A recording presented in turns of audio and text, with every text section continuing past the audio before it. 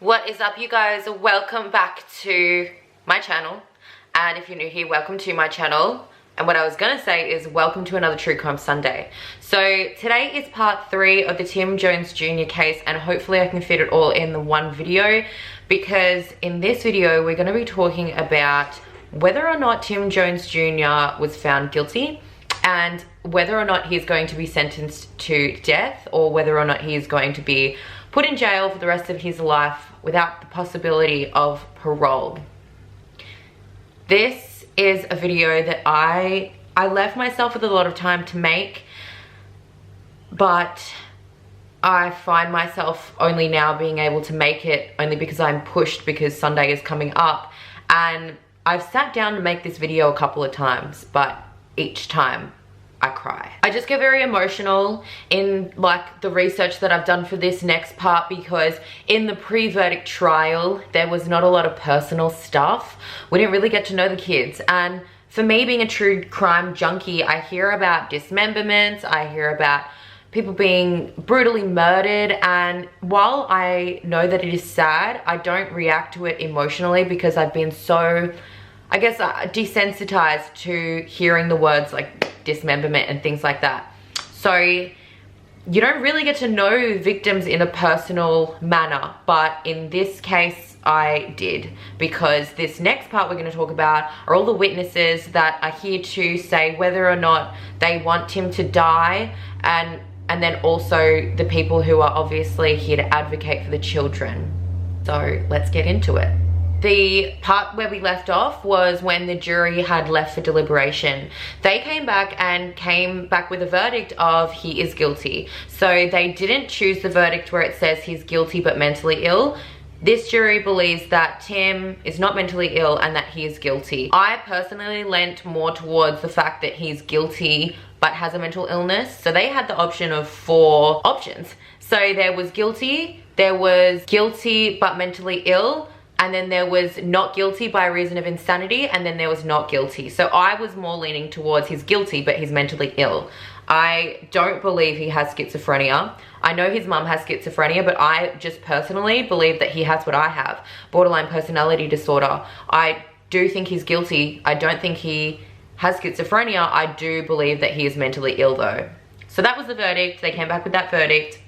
And now we've gone into a completely separate trial. So it has the same jury, but in this separate trial, witnesses are there not to prove that he is guilty, not to prove that he's mentally insane, but to prove whether or not his actions warrant the death penalty. In this next part, we have a lot of witnesses that the defense have brought forward that I am choosing not to talk about, because I don't think they're very relevant, and I actually don't think that they weighed very high in the jury's deliberation or the jury's decision. Like, I did watch all of the trial. I just personally am not going to convey what they said in my video, because I don't think that they were very relevant. You are more than welcome to watch all of the live streams to see what the witnesses said, but just personally for me, I'm not going to include them. So the first witness who was called was the coroner.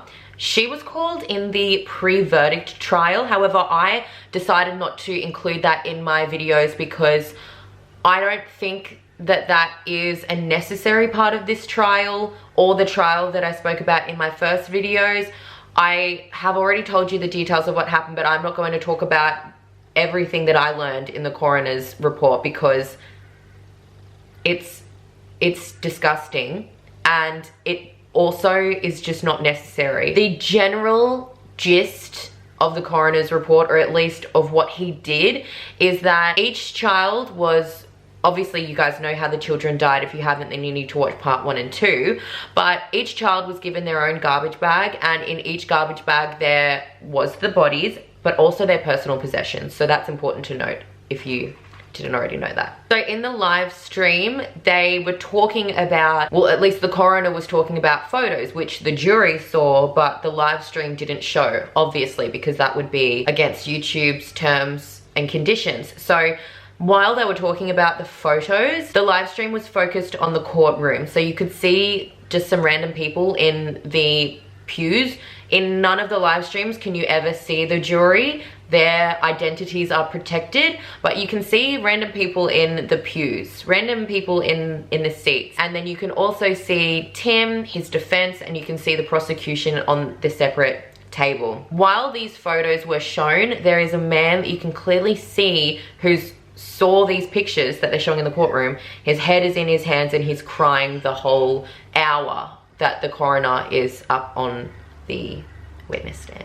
So obviously it's a very gruesome sight to see a dead body, or to see 5 dead bodies, especially in the way that Tim discarded of his children. All of the children's bags were discussed separately in terms of what injuries were found on them and what possessions were found in each bag. When it came to Natan's bag, now remember, Natan is the focal point of the attack. Natan was the focus of all of Tim's abuse. So everything kind of started with Natan. Natan was always a victim of the abuse. So when it came to Natan's bag, when the coroner was talking about Natan's bag, the live stream showed Tim's reaction, and Tim's reaction was his lips were pursed. Something that I've found to be a pattern in this live stream, in this trial, in Tim's reaction, is that Tim will cry when they talk about the other kids. Tim never cries when they talk about Natan. Tim always looks really angry when they talk about Natan.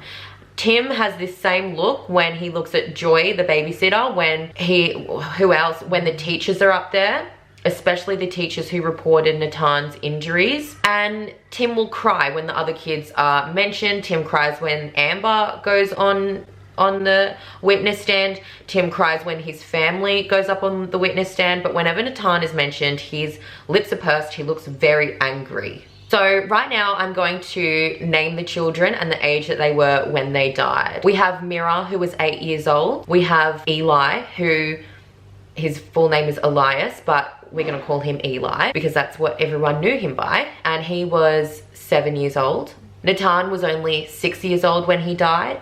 Gabe, or Gabriel, we're gonna call him Gabe though because everyone called him Gabe. Gabe was 2 years old, and Elaine was only 1 year old when she died.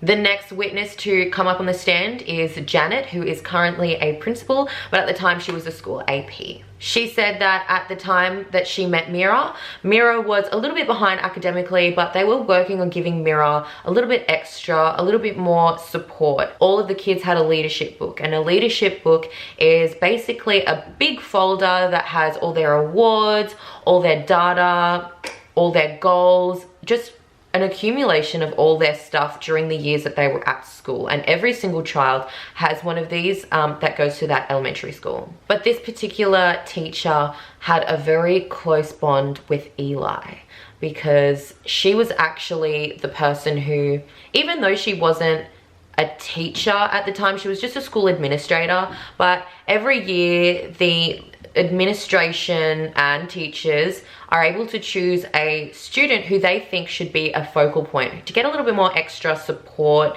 in their academics. And so Janet was like, I know I'm not like a teacher, and she was very familiar with Eli. So what she did was she went to Eli's teacher and she said, can you please pick Eli to be the student that we focus on this year? I will work with him, I will teach him how to read, but he needs a little bit extra support, and can you please choose Eli for this position? And so she did. She described Eli as being a little bit mischievous, not a bad child, but he would just do things that would turn into teachable moments for her. So for example, there was a time when Eli brought a little turtle to school that he had taken from the beach, and he was just so excited about this turtle. And this will come up later, but these were just teachable moments. He wasn't a bad child. He just, you know, they were just teachable moments. And in hindsight, they are sweet moments. She went to talk about the leadership folders that they had for each of the children. And she said that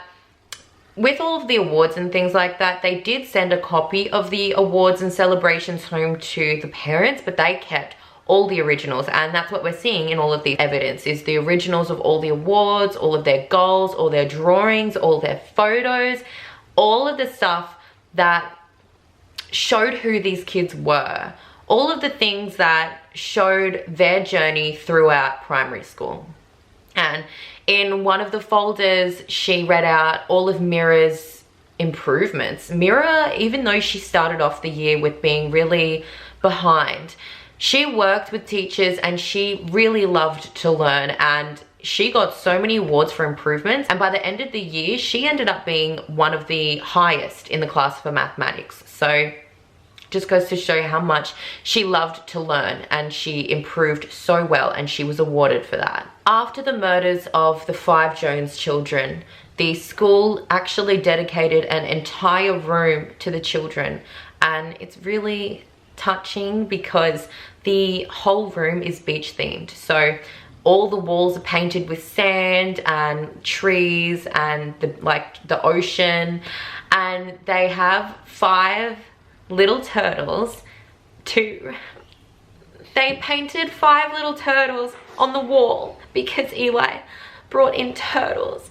Well, Eli brought in a turtle, and on every turtle they've got one of the children's names, and they've got, on another wall they've got the sand, and they have 5 footprints in the sand to represent each child, and then there's a big sign that says the Jones Beach. And then there's like a boat in there where the children can come in and sit down in this boat and read their books. And it's just a very sweet mural that the school did for the children. In Mira's leadership book, she put in her goals, and Mira wanted to be a ballerina. And I'm gonna read what she wrote in her goals book because it's so sweet. So Mira wrote that she wanted to be a ballerina, she wanted to be a fantastic daughter, be a helpful sister, be a super student. Every day I will do my work and make good grades. When I grow up, I want to be a nurse. And at this point we see Tim crying. The teacher was crying, I was crying, everyone was crying. It also showed in her leadership book, in Mira's class in particular, they had like buckets for every student, and all the students, when they had a nice thought about another student, they would write it down on a piece of paper and put it in the bucket. At the end of the year, all of the little pieces of paper were taken and put in their leadership book for every single student. And in Mira's leadership book, her little pieces of paper said that she always gives good hugs, and she's always helping, that she was nice, and she always used nice words. So those were things that her classmates used to describe her, and they were all put in her leadership book. This teacher reiterated that Eli was who she was closest with, and she had a particular bond with Eli. She said that she could tell that Eli didn't get a lot of help at home, and that's one of the reasons why she asked Eli's teacher if Eli could be that focused student of the year where she could work with him with his academics. And she said that she wanted to fill a mother role for Eli, and that is something that a lot of these witnesses will say, or at least they'll say something similar to that.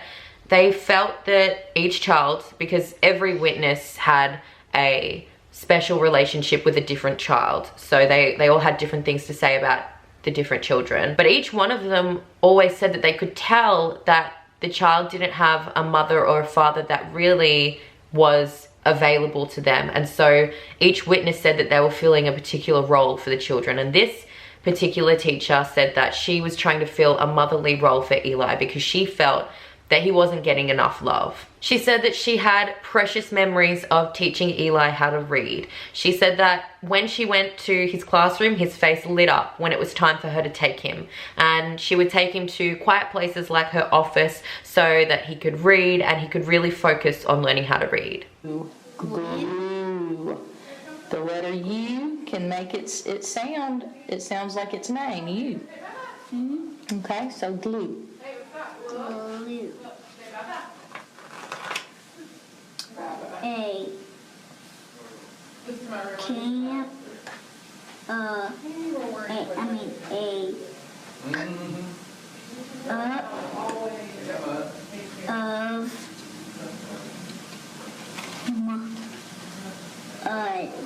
Mud. Good job going back and making that correction, Eli. Cup of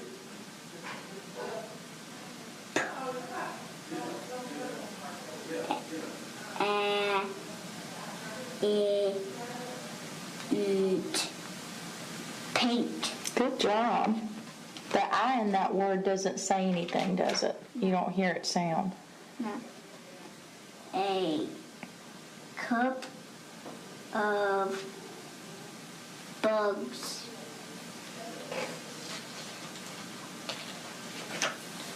A cup of bones. Yuck. It's nasty. Ooh. Bun. But what? Oh. A B A bug. That's a tough one to stretch out. You really can't stretch it out easily. Look at your picture and see if that'll help you figure out that word. Read the rest of the sentence and look at your picture and see if you can figure out what makes sense. Monster soup. Now look at your picture. He's ready to eat. Now what did he put all of that soup in? What do we usually eat soup out of? Pot. A pot. We make soup in a pot, and then you might ladle that soup into a Bowl. a bowl. Read that and see if that makes sense. A bowl of monster soup. Does that make sense? Yeah. What did that monster say when he ate that soup? Yeah. Would you want to eat monster soup? No. Not me. She cried on the stand after this video was shown, and then the defense stood up to cross-examine her. And again, I'm not going to say I'm not going to go through the defense's cross-examining just because I don't think it's relevant. Basically, it's a common theme that they would ask every witness, you know, was Tim there at parent-teacher meetings? And some of them were like, I don't know, maybe, like, I don't remember him being there. And they're just trying to basically prove that Tim was a good father. So I'm not going to go into the cross for these witnesses just because it's pretty much the same thing. The next witness to come up on the stand is Joy. We met Joy in the last part of the trial, and Joy again is the babysitter. Now, Joy loves children.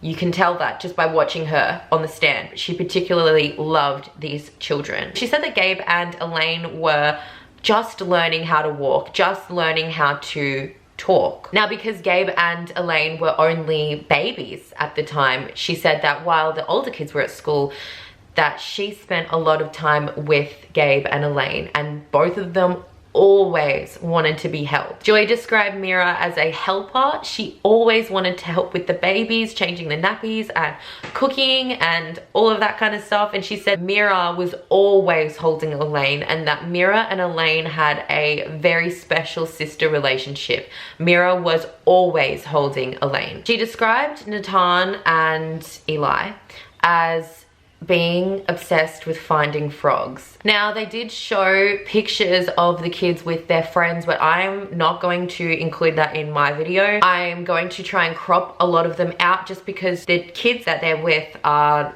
children, first of all, and they're alive, and I'm sure that, you know, even though they're available on the live streams, I want to be mindful that maybe their parents don't want these pictures of their kids, even though they're with the Jones kids, to be all over the internet. So I'm just very wary of that. So I'm going to try and crop them out as much as I can, even though they are available on the internet. I just don't want to further the spreading of these photos, you know what I'm saying? The impact that the murders have had on Joy have been pretty significant. It was really hard to watch Joy on the stand, and it's hard seeing people's comments on Joy because there are just so many people who say Joy didn't do enough, but I honestly think that Joy did so much. I feel like Joy did the most. Joy would feed the kids. She had this unspoken, you know, she kept the kids' secrets, and also she called child safety. She did everything that she could have done to prevent this. And so I think that Joy here is one of the victims because she's lost a lot and she did so much to prevent it. And you can tell that she feels guilty, even though she has no reason to feel guilty.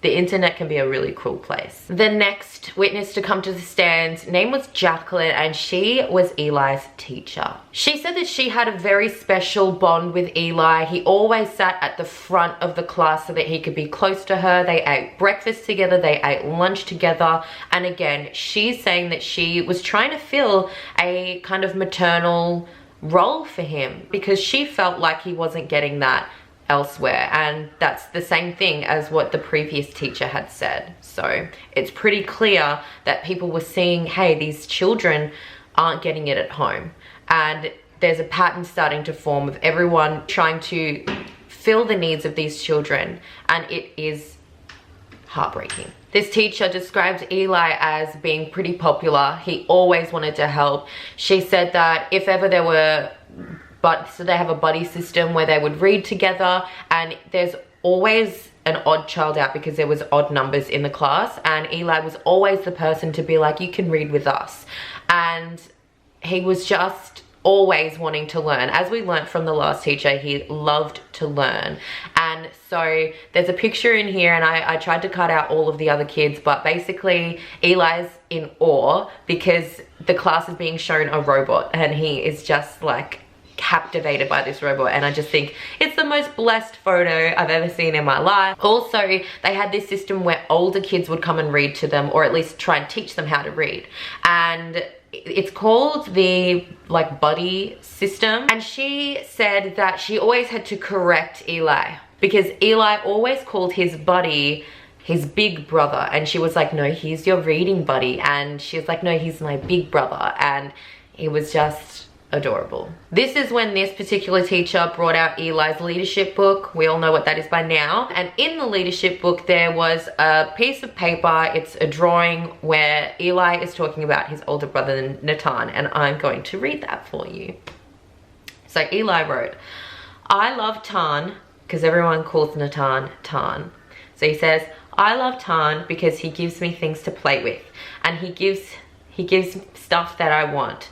God, thank you for my brother. Thank you, thank you, thank you. You did a wonderful job making my brother. I love God. And that's when they showed the drawing. Also in the leadership book, I'm going to read a list of the jobs that Eli had because he was a helper and he loved school. So this is everything that so he had a lot of roles. You know when you're in primary school and you have a designated job? He had a lot of them.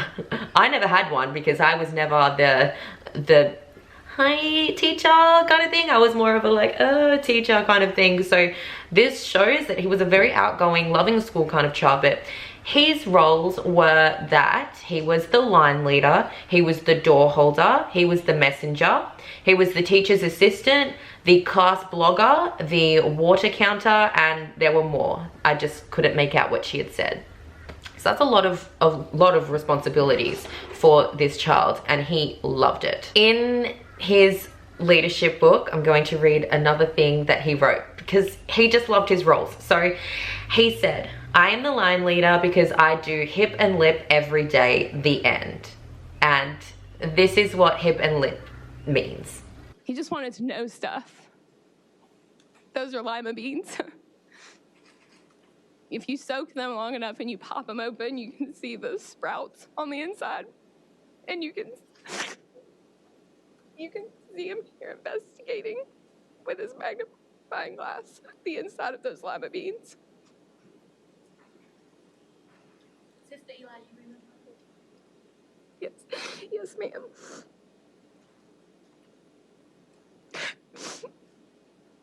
Some of the awards that we saw in his leadership book were, he got an award for engaging respectfully, and he was presented that at a lead rally.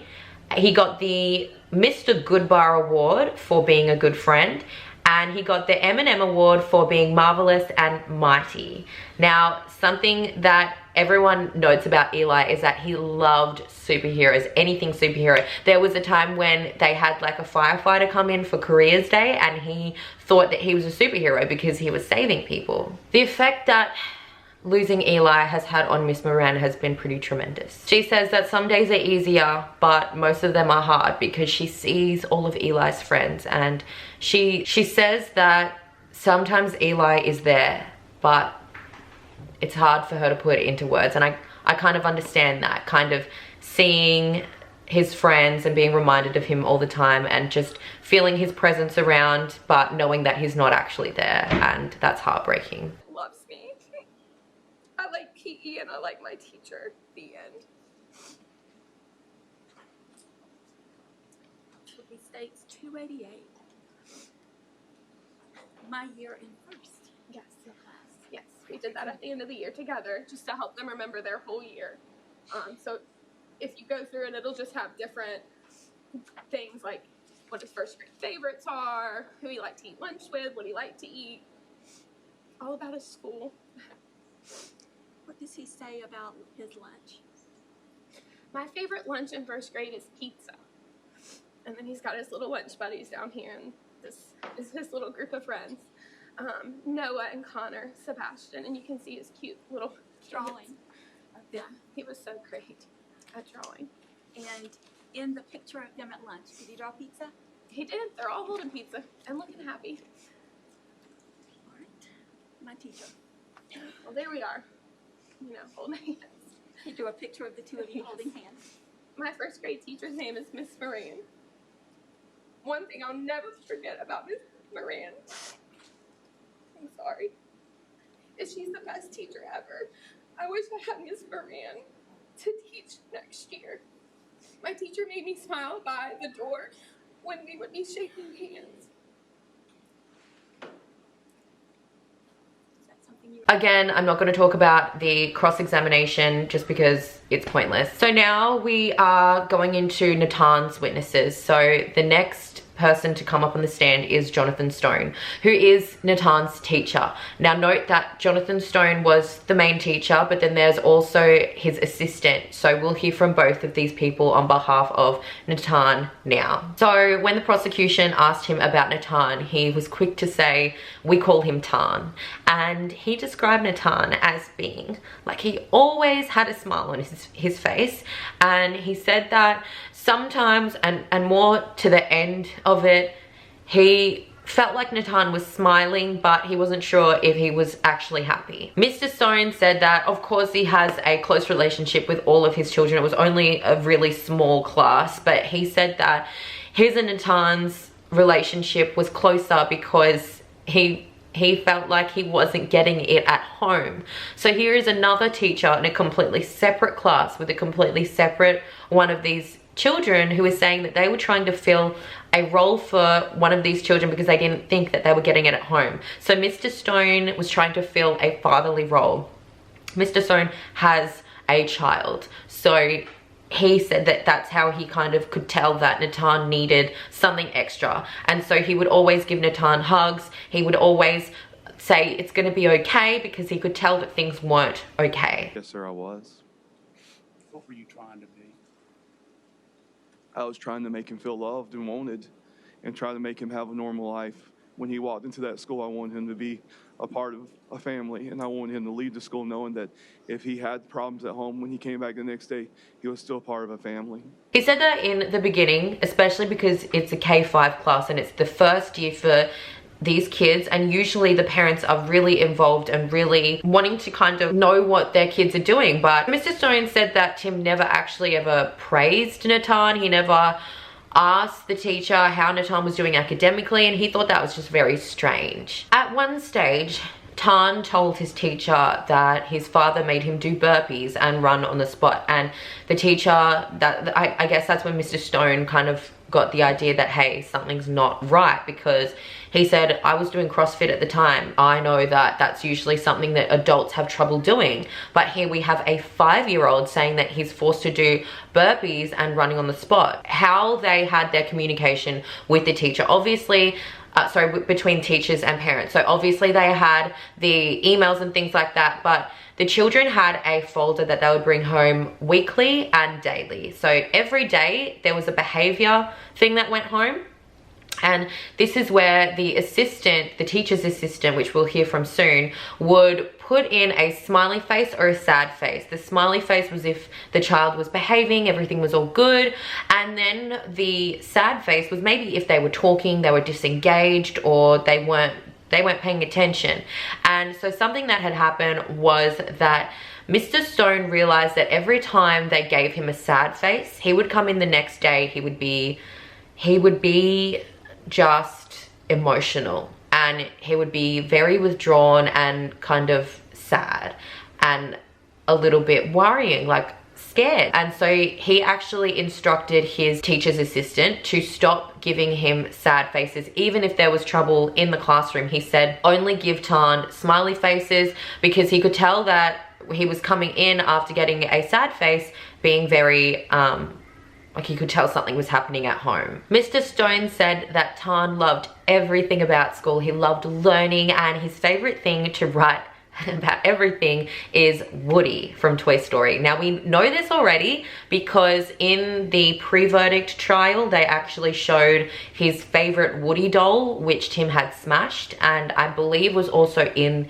his in Tan's bag when he was put in a garbage bag. So we already know that he loves Woody, but it's heartwarming to know that the teacher is saying, you know, he wrote about Woody in all of his school projects. Everything was about Woody. Then Mr. Stone spoke about when they found bruising on Natan's neck and when they made that first child safety complaint. And Mr. Stone said that you could see the impression of an adult's hand around Tan's neck. He said that you could see bruising where the fingers were. He said that after they had made the report, after the child safety incident, that they never received any more communication from Tim regarding Tan. He also said that when Natan came back the next day after the complaint was made, after the report was investigated, that Natan was scared to talk to anyone. And it was clear that he was scared of telling anyone anything because of his father. He was scared of his father. He said that that next day when he came in, he was so quiet. He came in and he just sat down and he ate his breakfast and didn't speak to anyone.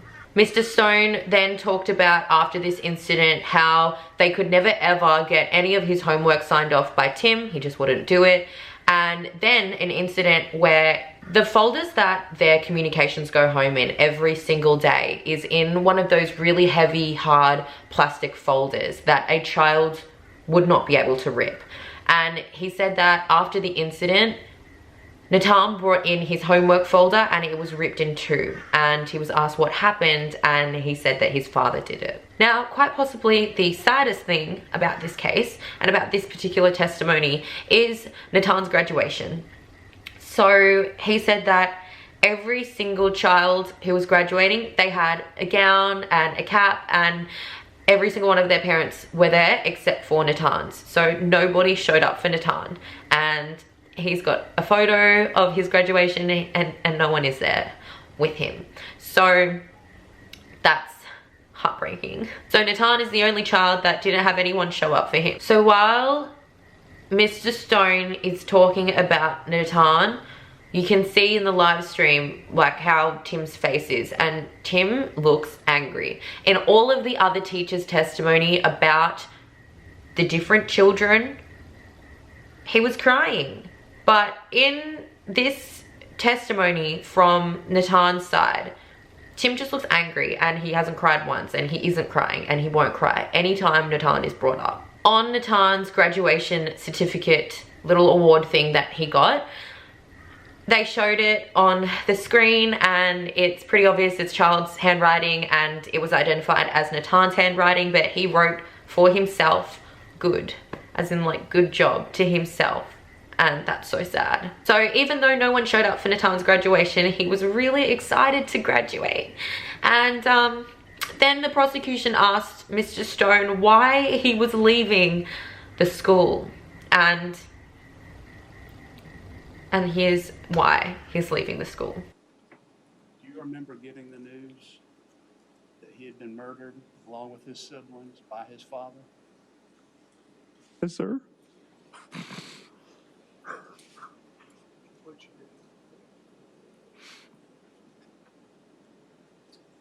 I broke down like any other father, any other teacher would ever do. I remember going up to the front office and our director of elementary education was up there at the time, and I looked at her and I said, Miss Shelley, I need to go home. She said, okay.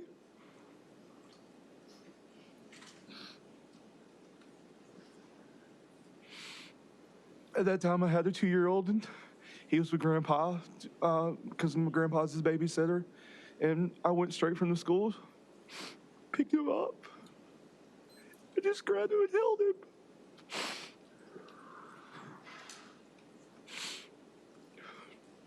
And that afternoon, me, my wife, and my son just were together, and I'm thankful he was alive.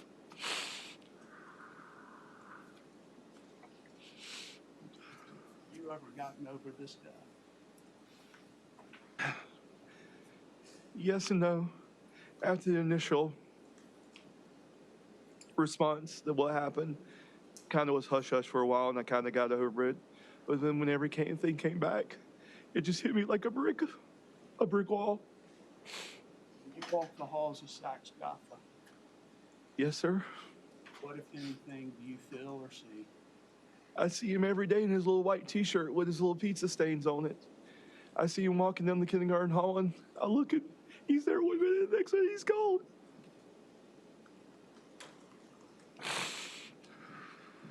Why are you leaving Saks Gotha? Protection outside scope. Yes, sir. Impact. Home out overall. Because of him. Because I can't stand to be in that school and see him in the halls every day. I need a change. And that change is something that's going to allow me to move on with my life, hopefully. Because it's really affected it. Thank you so much.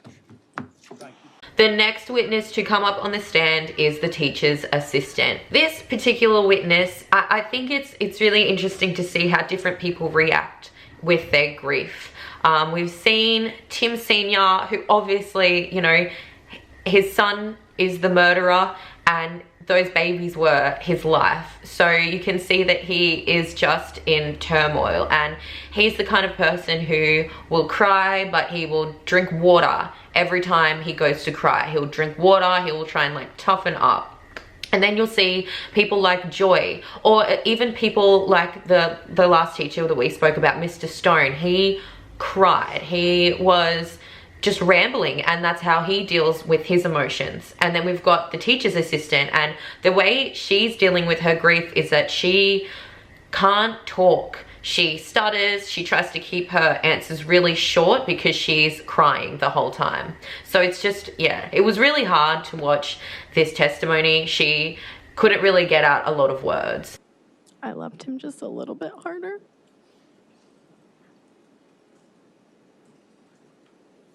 Where's that necklace today, Michelle? Right here.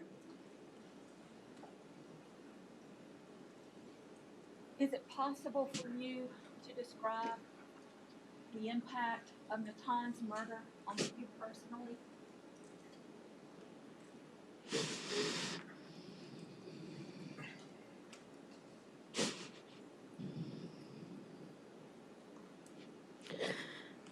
After it happened, it was months before I didn't wake up in the middle of the night screaming from a nightmare.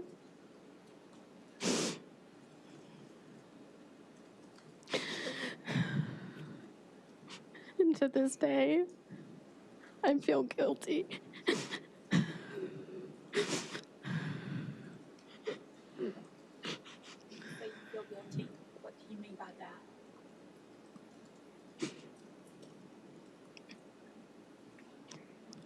That I saw the bruises and I made a report. And he's not here today.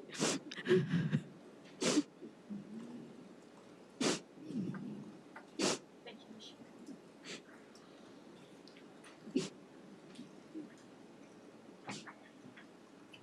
She spoke about her memories with Natan, and one of the memories was of his shoes, and she said that she would always have to tie up his shoes. And she said usually there's a point in the year when teachers refuse or stop or aren't allowed to tie up the kids' shoes anymore for, I don't know, some sort of reason.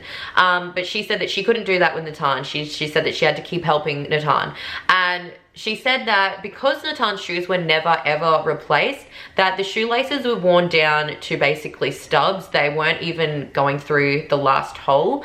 She said that you couldn't even tie them up anymore because they were worn down to the point where they weren't even shoelaces anymore. Now, this teacher's assistant was actually the person who found the bruises on Natan's neck, and she said that he was the first child to come in that day, and he handed in his folder, like his homework folder, and that's when she saw the bruises, and she asked what happened, and he said that his father tried to choke him, and she asked him to repeat himself because she just didn't believe it, and he repeated himself, and she said that she ran out of the room to get a counselor. And that's when they made the report to child safety. Now, she actually says that the photos that they showed in court and the photos that the child safety officer took of Tan's neck don't do it full justice because you can see bruising, but she said that if you saw it in person, you can actually see that there were popped blood vessels where he was.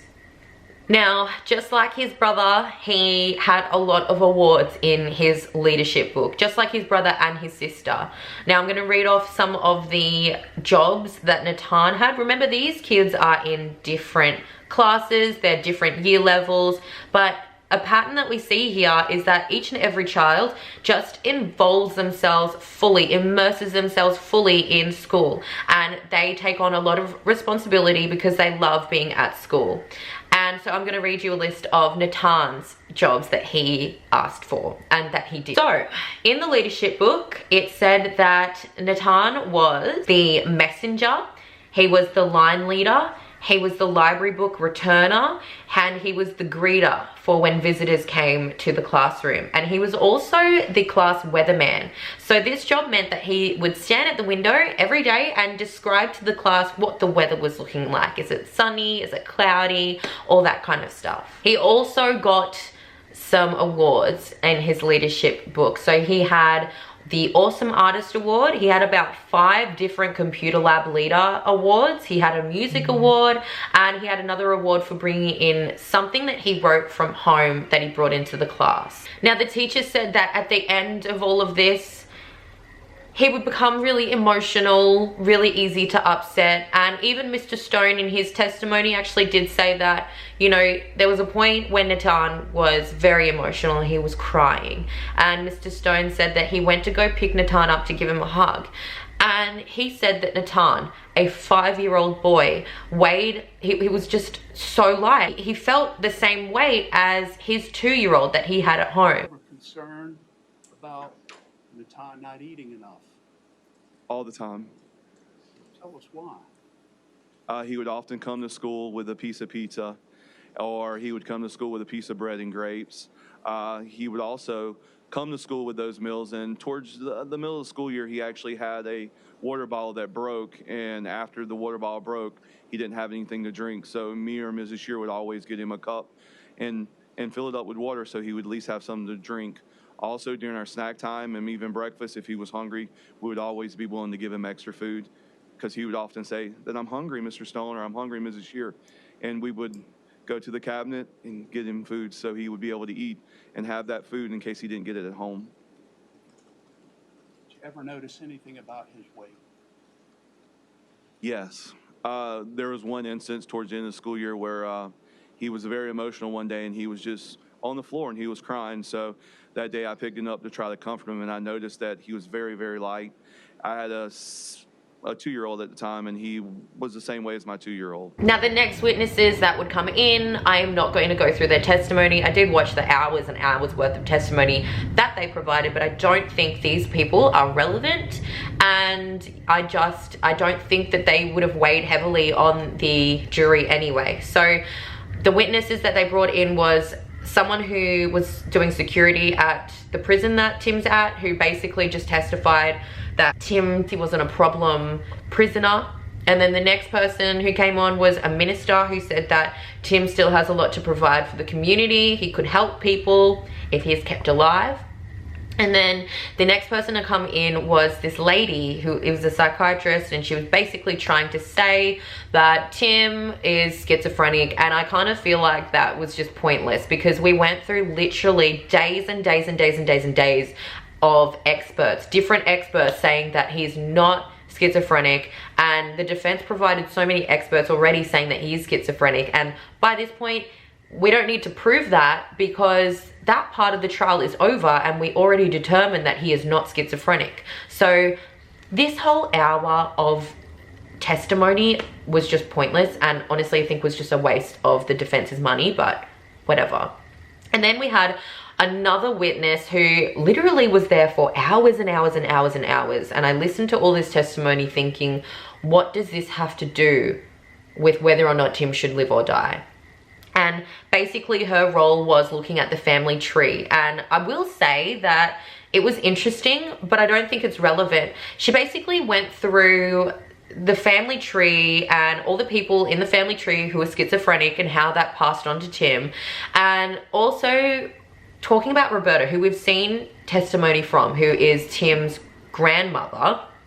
And while it's traumatic, so she spoke about Roberta's experience in her family life. There was one point where she was locked in a closet. Her father was into voodoo, and he kept like human fetuses around. But when he locked her in the closet, he put a chicken who he had cut and hung it above her while she was locked in the closet and made it bleed out all over her. And while that is really horrifying, I do know that in cases of trauma it is passed down generation to generation, but I don't think it's to the extent where it's passed on to her great, you know, or to her grandson, to the point where it excuses what he did.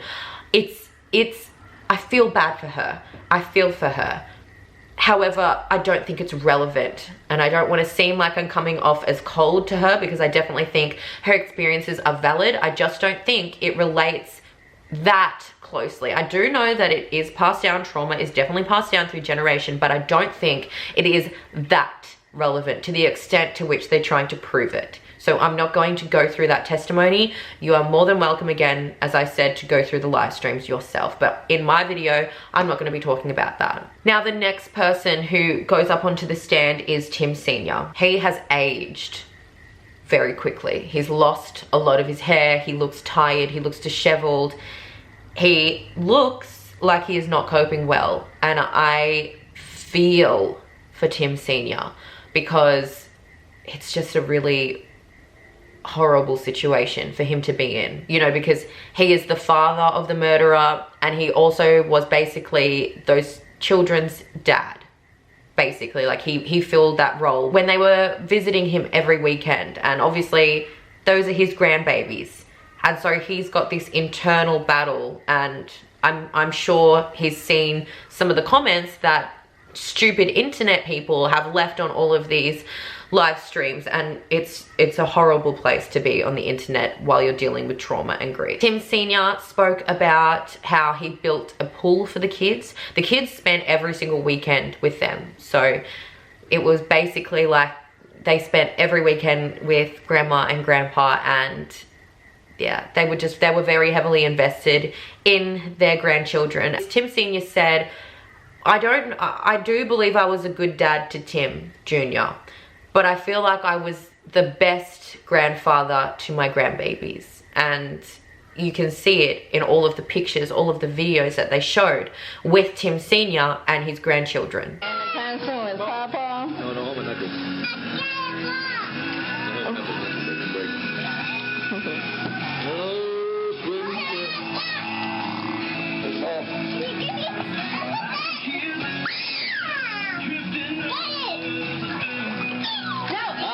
Get your head out of there.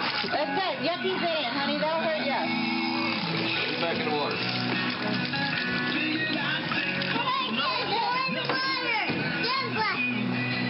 Sunglasses in the water. Uh-oh. Put sunglasses in the water. The defense asked Tim Sr., why did you take down the pool? And this was his response.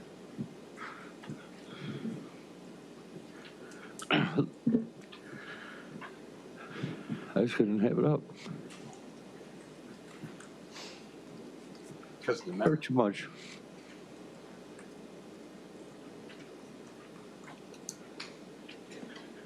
I know this is brutal for you. I'm not trying to hurt you. No, that's all right. But I want you to tell the jury what it's been like to lose the babies.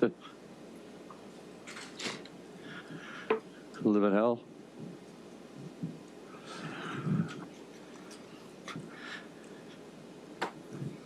I don't know how to explain it. It just changed my whole world, Don't sleep. Just it's been 6 years for me because and then the no, I didn't get to beat Elaine. Yes, sir. Tough. Excuse me. I feel for Tim Sr. because all the comments on the live streams, on everything that I've ever seen, are people being like, kill Tim, we don't care about Tim's family, we don't care about your grief, this isn't a pity party, we only care about the babies, stop crying, all this stuff. And I'm honestly so, I think people just get barbaric when it comes to stuff like this because Tim Sr. did nothing. If anything, Tim Sr. did everything that he could. And I feel like Tim Sr. in this situation feels a lot like it's his fault because he he created Tim Jr. Tim Jr. is his son. And I feel like it's obvious when you look at him, he's holding a lot on his shoulders. Tim Sr. helped the police. Tim Sr. is helping the prosecution. Tim Sr. has been helpful in this whole entire thing. And I think people are being ruthless and absolutely unfair when it comes to Tim Jr.'s family, because the only person guilty of this is Tim Jr., not the family. And people have been just absolutely disgusting with their comments on this family. Tim Sr.'s wife would take the stand and she said that Tim Sr. has been heavily depressed since this. She said that he kept the ashes of the children in his office along with their homework, their artwork, and that he would just sit in there and cry and cry and cry and he wouldn't come out. And she said it got to the point where she had to beg one of his other sons to move in with them to look after him because they are worried about Tim Sr. And I am worried about Tim Sr. because he's obviously depressed. Tim Sr. also got the 5 babies tattooed on his back. Now, he already had his brother who died in a motor vehicle accident tattooed on his back, and he also has his sister tattooed on his back as well, and she died of cancer. So all 7 of them are memorialized on his back in the form of a tattoo. And I feel like they're taking Tim Sr. through a lot of unneeded trauma during this trial. I know they're trying to prove a point, but he's obviously not coping very well. And they made him take off his shirt to show the jury the tattoos when they had a photo of the tattoos. And I'm like, don't, why are you making him take off his shirt? You've got a photo of it, just make it easier on him. Just show them the photo. You don't need to take off his shirt in trial. He did it, he didn't complain or anything, but I just think, now that's when the prosecution came to cross-examine Tim Sr. and they basically asked very simple questions. I don't think they wanted to put him through anything more because he's obviously not coping. So the prosecution's questions were basically like, did you tell Tim that you loved him when he was growing up? And Tim Sr. was like, all the time. And did you, how did you treat it? Did you show up to all of Tim's school and academic awards and graduations and things like that? And Tim Sr. was like, yes. Pretty clear, Tim Sr. was a good dad. And he's definitely not responsible for what his son has done. The prosecution were like, we know you feel like you are responsible for this because Tim Jr. is your son. But you do realize that this isn't on you, this is on him. He did this. And I think that that was even the prosecution are trying to kill his son. I do think that that was a very good thing on the prosecution's behalf to make it known to Tim Sr. and the jury and the court being like, you feel guilty of this, but it is not on you. Just because you gave birth to a killer doesn't mean that you are responsible for this in any way. You did everything that you possibly could in this situation. Now, something that I think is really interesting, and in my first couple of videos I did speak about how it was such an odd decision for Tim Jr. to buy a trailer when he was making good money. And when you see the grandparents' house, like, they have a huge property. They have pretty significant means, and they have from what I can see, a pretty decent house. That is what makes the decision for Tim to buy a trailer and move his family so far away from everyone they love just a very strange and erratic and crazy decision. And I think that that was the first red flag. And at the point that he did that, the only person who saw that red flag was Amber, being like, we're earning good money, we don't need to be living like this. Like, but yeah, I just think that it's really important to note that in all these pictures that the grandparents have provided, you can see that they are a well-off family, and it is a red flag for someone to seclude their family like that. So I do think that that is something to note. Now, the next people that will jump up on the stand are Tim's brothers. So Tim has 2 brothers, and he also has a sister, but the 2 brothers that will come up are obviously very emotional. And one brother in particular that I do want to note is his brother Travis. Now, Travis would say that he was particularly close with Mira, and he said that when he came down to visit them, he said, in my 26 years of living, those 2 weeks that I got to spend with the kids were the best 2 weeks of my life. And they showed photos and everything. And, you know, he is Tim's little brother. He very much acts on the stand like Tim's little brother. He doesn't want his big brother to die. He's emotional, he's crying, and at one stage he looks to his brother and he's like, you're not all there anymore, man. And Travis would basically say, Tim did a very horrible thing, but I don't think this family can take it if you sentence him to die.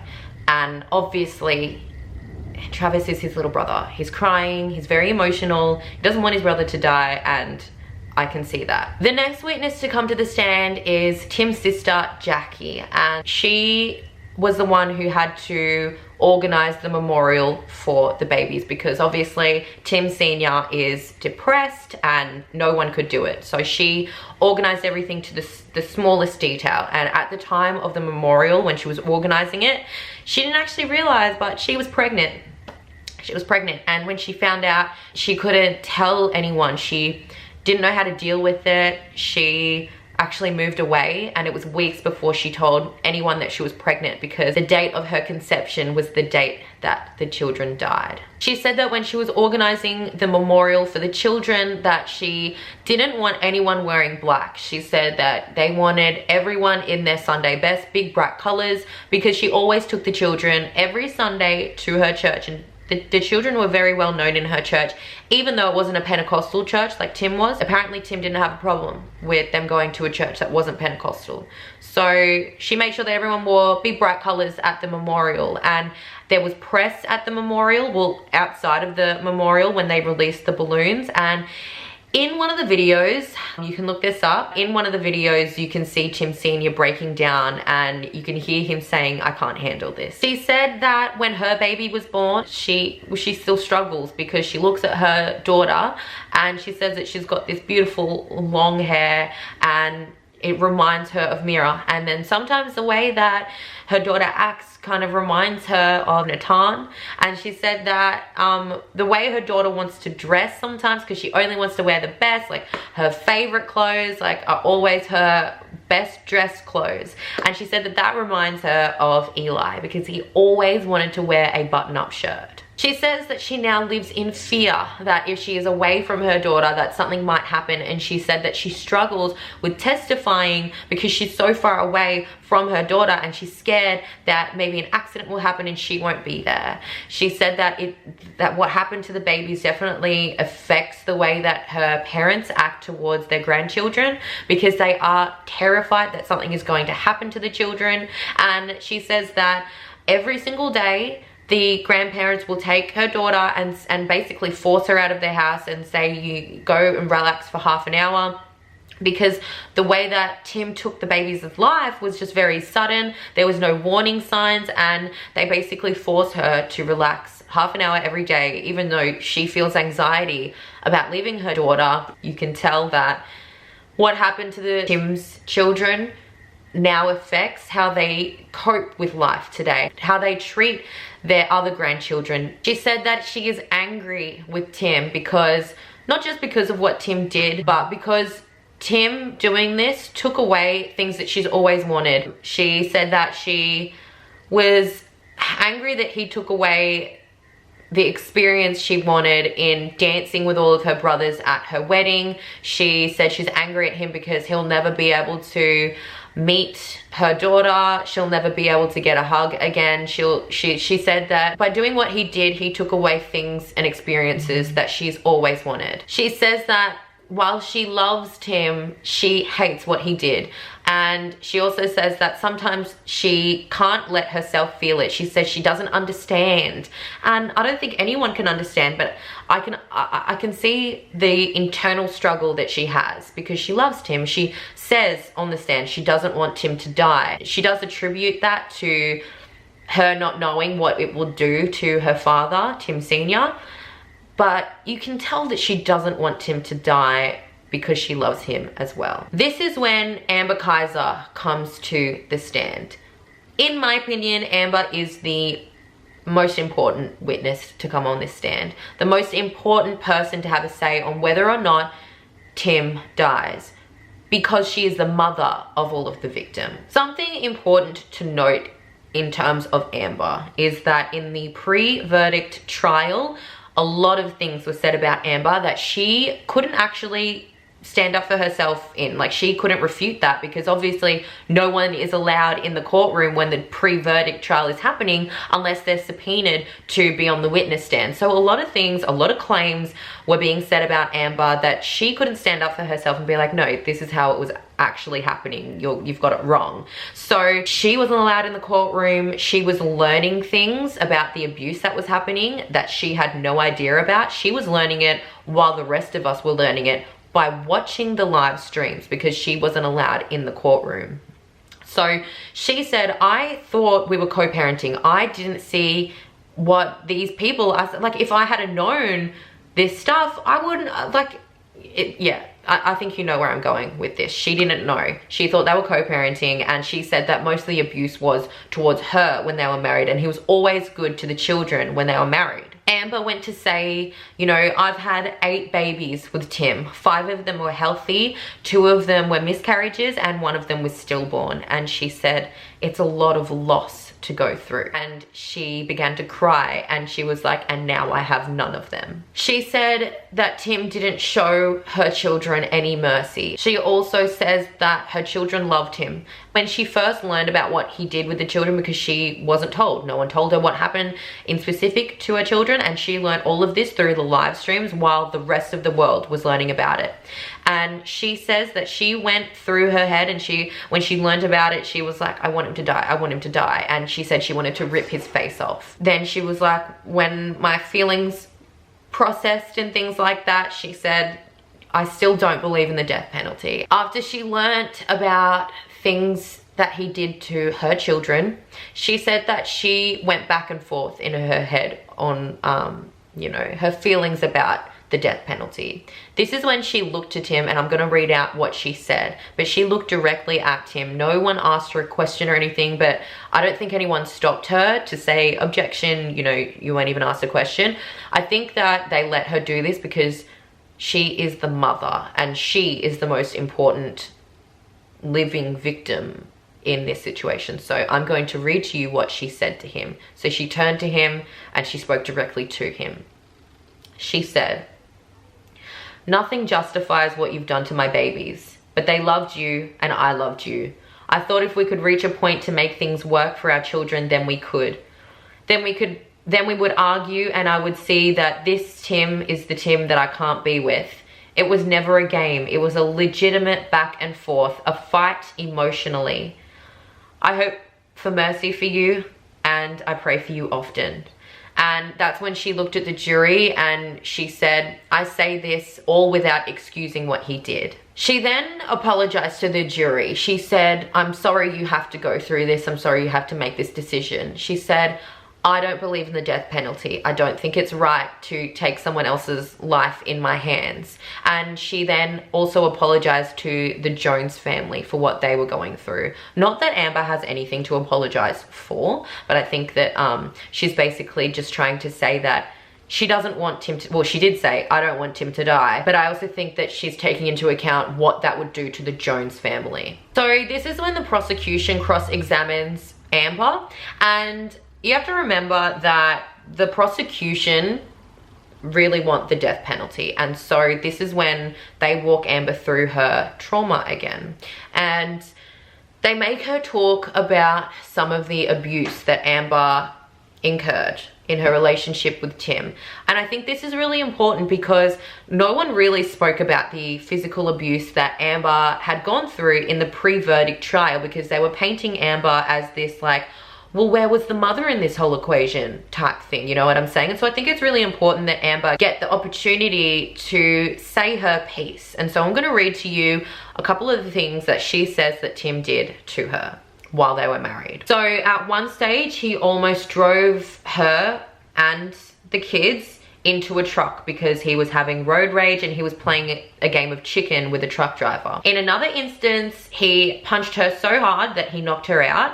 There was another incident where he threw a phone at her face and knocked her teeth out.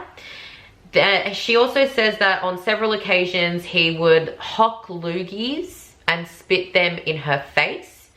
He would take her by the side of her head, by her hair, and smash her head through windows. She said when she was pregnant, he liked to stop the car abruptly so that the seatbelt would tighten around her stomach.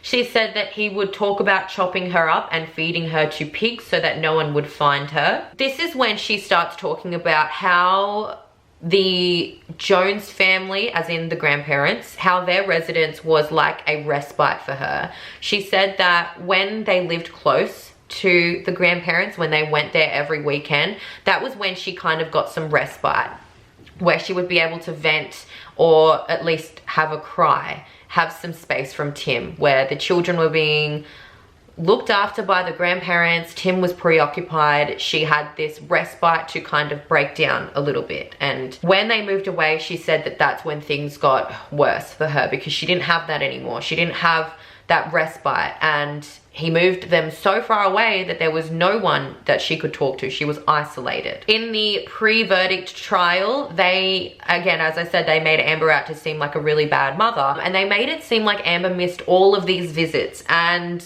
in this part where she's saying, hey, I want to address this because you guys made out like I was a bad mom, she was like, I only missed 2 visits ever with my children, and that was because Tim would not work around my work schedule. She was like, I was a manager at that point and I couldn't take those 2 times off, and he just refused to work with me around that, so I couldn't see my children.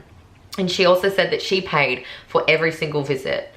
She also then goes to talk about a time when she did get to visit her children, and she says that she still has one of Eli's checkered shirts and she hasn't washed it after all of these years because it still smells like Eli. And we know from the 17-year-old babysitter that Tim had a relationship with, who testified in the pre-verdict trial, that Tim would tell the kids that Amber didn't love them. And Amber breaks down. She's like, I struggle thinking that the kids believed him. I struggle thinking that the kids died believing that I didn't love them. And she's like, I can't let myself go there because I wouldn't be able to survive knowing or thinking that the children believed when they died that I didn't love them because Tim told them that. She also brought up, because this was one of the biggest things in the pre-verdict trial, that they made out like Amber was dating this teenager, like this 17-year-old boy. She said, I just want to clarify, Sean Kaiser, who by the way is her husband now and they have a child together, she's like, Sean Kaiser was 24 when we started dating and I was only 27. So I just wanted to make that clear because they made it seem like she was some kind of like reckless person dating children. They have a child now. She's married to him, and I think it's amazing that she gets to set the record straight. She also said that she got her high school diploma, she got her license, she got a car, and she also got a job. And this was all to prove to the courts that she was capable of looking after the children, because at the time of the custody, well, if you watch part 1 and 2, you know all the things that Tim did to get custody of the children. But I just want to note that she did everything she could to have custody of the children. And at the time, she was like, okay, I kind of understand. I don't have a job. I don't have my high school diploma. I don't have money for an attorney in this custody hearing. Like, I kind of understand. And at that time, she didn't know that Tim was being horrific to the children. She was like, yeah, okay, I get it. Tim has the job. Tim has the money. Tim has an attorney. And that's why he got custody. So I think it's important to note that she did take steps, every single step she could, to get custody of the children. It's now that Amber talks about the child, the one living child that she has. And this is the child that she had with Sean Kaiser, who is her husband. And this is what she had to say. I have a 3-year-old that looks identical to Mira. Identical. But she's not Mira. No. And you haven't been able to be in the courtroom, but you've been watching all of this, haven't you, so that you could keep up? I have. I've watched every bit of this unfold. And all of those unique, special, undeniable characteristics that you heard about the kids. Yes. Those are all true and more, aren't they? Oh, yes, and so much more about them. I think Ton made his presence known when Woody started talking. You said a little while ago that the decisions you made were because I had nothing to offer my children. And that might be true financially, but you had a lot more to offer them, didn't you? Love. I did. I didn't have the physical means, but they were very loved. This is something I tell my kids every night. I do. I told them, I talked to them on the phone, and I mean it. My kids were wanted. They are loved, and they are important. They are loved. They are wanted, and they are important. Always. I've always wanted them. I've always loved them. I've never told them that I didn't want them. And so when we talk about that love and care that you had to offer them, that's eternal. Yes, it is. And even when you physically left the residence, he knew you still loved and cared for your children, didn't he? He did. Before the prosecution let her leave the witness stand, they made sure to say, even though you don't believe you have the right to take his life and you don't want to make that decision, you are aware that it is the jury's decision to take his life. And I honestly believe that the prosecution said this not to Amber. I believe that the question obviously was asked to Amber, but I believe they asked it to make the jury aware that even though the mother of the victim says she doesn't want Tim to die, that ultimately it's the jury's decision. And it is their decision. I just think that was a little bit of a sneak thing in there. So the prosecution and the defense did their closing arguments like they did in the pre-verdict trial. Well, now they've done it in this trial, which is the sentencing trial. It's a whole separate trial. So they both each do their own closing arguments, and it's basically a summary of all of the witnesses and basically saying, the defense is saying, no, Tim can still offer things, and you can lock him away forever. You don't have to kill him. And then obviously the prosecution is saying, kill him because he did a horrific thing. So the jury went away and they deliberated. The judge, before they did that, the judge was very clear about how they would come to that decision and what they needed to do. And then obviously they went away and they deliberated. When the jury came back, they read the verdict and they sentenced Tim Jones Jr. to death. I want to note that this part of the live stream was extremely morbid. It felt morbid. The person reading the sentence, which said that they were sentencing him to die, was kind of like crying. They're not crying, but their voice was cracking. You could tell that they were upset and they were a little bit shook that they were the one reading that Tim is going to be killed. That's when the live stream muted, that they cut out all the sound to the live stream, and I think that's because of the reaction in the courtroom. You could see Tim Jones Sr. in the audience, obviously his family were there when the sentencing was read out, and his head was in his hands, he was crying, he broke down, understandably. I'm actually really worried about Tim Jones Sr., but that's what happened when they read out that Tim Jones Jr. was going to be sentenced to death. That is when the defense respectfully objected, and you would be really worried about the proficiency of your defense if your defense didn't object. So I think this was kind of like you expect the defense to object. So the objections were a whole bunch of things, but mainly the fact that the jury were subjected to hours and hours of autopsy photos and that they acted on passion. And the judge was basically, he denied all the objections. The judge then said that Tim Jones Jr. will be sentenced to death between the hours of 6 a.m. and 6 p.m. on the 30th of November 2019. The judge then declared that Tim Jones Jr. would be killed by lethal injection or electrocution. Everyone in the courtroom then had a moment of silence, and then the judge closed the record. I feel for everyone in this particular situation. Obviously, I feel very strongly for Amber being the mother. I also obviously feel very strongly for Tim Sr., who is the granddad. But I also feel sorry for the jury. I might make a video on the death penalty completely separate, but I will just note that the murderer is not the only victim of the death penalty. You can look this up, or you can watch my, I don't know, future video that I'll do about research in terms of the death penalty, but there is a really high rate of suicide among jury members who are asked to decide in death penalty cases, as well as the people who are executing prisoners. They have really high rates of suicide. And then jury members often come out later and say they have PTSD from having to decide that. They go through intensive therapy.